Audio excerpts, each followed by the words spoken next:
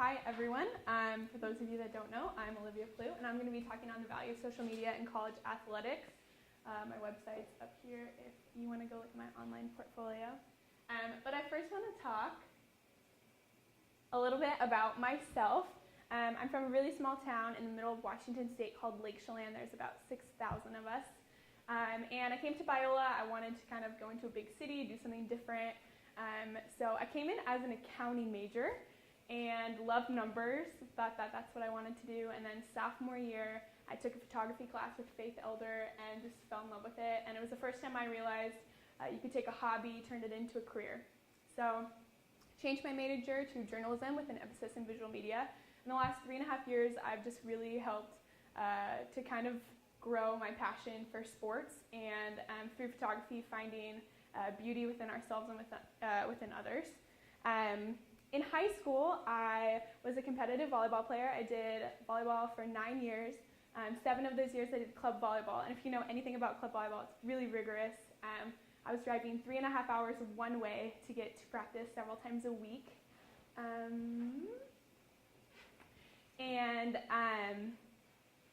that distracted me.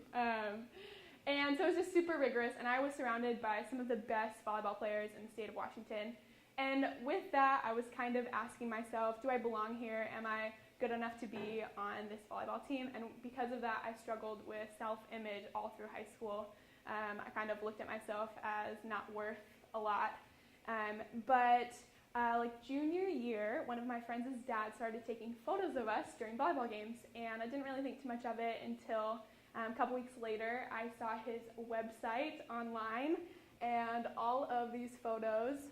You have to be closer. Okay, sorry. All of these photos, hold on, of me were on his website. And I don't think he knew at first why there were so many photos of me on his website, but a couple years ago, I ran into him in a small town, and I asked him, why were there so many photos of me on your website? And he said that as a photographer, he really felt connected to me as an athlete and could tell through my emotion, through my facial expressions, and through my actions, you could really tell I was really passionate about volleyball, loved the game, loved my teammates. And so he just kept shooting photos. There's literally hundreds of them on his website, and he kind of used me as his muse, and I'm not sure why, but it was the first time that I actually felt beautiful, which is so weird because you look at this photo and I'm not wearing makeup, I'm not dolled up, but I look at these photos and I see beauty within myself, and it was the first time that I really bought into that I was worth more than I had ever given myself credit. A couple weeks later, this photo was the front page of our local newspaper, and it just hit me like I'm worth so much more, and I was built in the image of God's beauty, and I'm just so happy that these photos exist because I can look back at them and really see beauty. So I wanted to kind of tie in my love for volleyball and my love of photography. So I developed a campaign, and I call it the Biola Volleyball Campaign. And I wanted to do Biola Volleyball because I'd gone to a couple games at the beginning of the semester, and there was nobody there. I saw a lack of attendance across the board, literally 100 people in the gym. And I thought, why is it like this, and how can we change this? And then another thing is just lack of social media presence. Their Instagram was lacking severely in several areas, and I wanted to kind of come alongside that and be like, how can we kind of grow their Instagram presence and therefore hope to see more attendance at games. So I began to ask myself, how can I combine my passion of photography and volleyball together to positively impact this team? So this is what the account looked like before I started helping out. There were 318 followers, and when you compare that to like Penn State Volleyball's Instagram, they have like 80,000 followers on their Instagram. So 318 for college athletics, not super great, and I know that I knew that this was a problem, especially when you look at Biola's history. They've placed the top 4 in the Golden State Athletic Conference the last 9 years, which is incredible. And they placed 3rd at the NAIA Championships last year and actually just lost out in the quarterfinals last night. And their head coach, Aaron Seltzer, has been named NAIA Coach of the Year 5 different times, and they've had a winning record since 1980. So when you look at all of these stats, it doesn't make sense why attendance at games would be low and their Instagram followers and Facebook friends would be so low. This is kind of a more in-depth look at what the photos looked like. You can see right off the bat, there's really no overall theme. There's no consistent colors, no consistent fonts. I've told Abby Wright, who did the account before this, that it kind of looks like somebody just threw up information on a photo and stuck it on their account. So I really wanted to develop a theme when I came in and started to help out.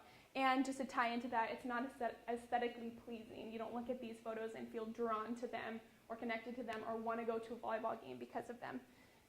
Another thing is there's no insider's look. As a Seahawks fan, I follow the Seahawks on Instagram, and they're always doing bios. They're always doing an inside look of each of the players, and it makes you feel personally connected. And there was none of that in the account. And then I also saw a lot of inside jokes, which is great for an Instagram account if that's what you're going for. But for a business or a team who's trying to get more people to come to games, you probably want to eliminate the inside jokes and kind of focus on a broader audience. So I came up with 6 strategies to help the volleyball team out. The first one was to design a hashtag. I wanted to design one that could be known on campus and off campus, that it was Biola Volleyball without saying hashtag Biola Volleyball. So I came up with Biola Set Spike, which, if you know volleyball, bump set spike. I was trying to do a play on words. I don't really know how well that worked, but this is a hashtag that I used throughout my whole campaign. I also wanted to promote on campus TV. So this was the first one that I did beginning of September. It wasn't advertising games or advertising my campaign yet. It was just to say, hey, we have a Instagram account and you should follow it for more information. And that was really successful. We gained 150 followers the week after we put this on the TVs. Another thing was to respond to comments. People love to feel appreciated. People love to feel heard. So this is just one example. Elle Moons is actually the mom of one of the teammates, one of the girls on the teams, and we just responded, we love this too. So simple, but it just shows that we appreciate them for commenting and that we hear what they have to say. The fourth thing is to stick with the theme. These were photos that I helped do in like the peak of my campaign. Half of these photos I took myself because, again, I wanted to incorporate photography, so I was taking my own photos on half of these and putting them up on their Instagram. So as you can see, I wanted to do the same kind of colors, red, black, and white, kind of the Biola colors. You can see that across the board. And then I also wanted to stay with a consistent font, Avenir oblique font. That's what I used for every single post. And it worked really well. The fifth thing was to post bios. This is just an example of one, Olivia Sorensen. At the beginning of the semester, I wrote out like 10 different questions that the girls could answer, and then I would pick random ones to put them into their bios. And these were gaining so many likes so rapidly. People love to see biographies of the girls, and I was talking to one mom in particular who said that when you see a bio like this and you've never been to a game, and then you show up to a game and you see Olivia on the floor, you instantly feel connected or welcomed. So that was kind of neat. And then the last thing is to create a campaign. So that is what I did. I wanted to incorporate photography, so I did an Instagram contest. And basically what the contest was to get as many people to the last 2 home games as possible. And so I put this one up on the TVs as well, and it was basically take a photo of anything at one of these games and Instagram it with hashtag BiolaSetSpike, and you would, if you won, win a prize, which is up there. And I was hoping to get 5 submissions. I didn't really know if that was attainable, but I did. I got 5 submissions. Oh, this one was also upcoming games that I put up. Those were the last 2 home games, so people actually knew what times to come to the games, part of the campaign. These were the 5 submissions that I got. I was really happy that we got 5 submissions. I didn't even expect one. And there was a clear winner. She's actually sitting in the room, Amber Nunn. And this is such a great photo because you can actually see just the excitement and the raw emotion of them winning. They beat Vanguard in 3 sets. They swept them, and it was a huge match. So this was such a great photo, and I was really happy with the campaign. So results. In Instagram, I grew the followers 41% from 318 to 767. And when you look at this, the numbers don't look that drastic, but I only had 2 months to do it. So when you're really looking at the time frame, that's a pretty good jump in numbers, and I was pretty happy with that. And then the second thing was just likes per post grew 46% from 39 to 84, and this includes engagement on the photos, people responding and commenting, and just kind of building discussion there on the posts as well. Then we come to attendance. This is the heartbreaking part of my presentation, so prepare yourselves. Attendance went down from last year, so it goes to show that it doesn't matter how hard you put into your social media, that not always is it going to pay off.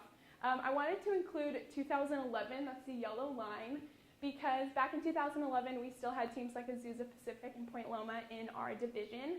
That was before they moved up to Division II. And it was such great rivalries. People wanted to be at the games. It was great volleyball. And so attendance was really high in 2011. You look at 2014, mediocre. 2015 was really low at the beginning of the season. And then these last 2 games are actually the 2 home games that I advertised for my campaign. So attendance actually went up, the highest it had been all semester, from advertising those 2 games, which was really cool to see. In conclusion, what I would have done differently, many things. I'm not a PR major, I'm a visual media major, so I didn't really know what I was doing, but I did a lot of research, and if I could have gone back and done it again, I would have given myself a couple weeks before the campaign started to really plan and make sure that what I was about to execute was well thought out. I was kind of thrown into the campaign like mid-season, and so I would have just had more time to plan it.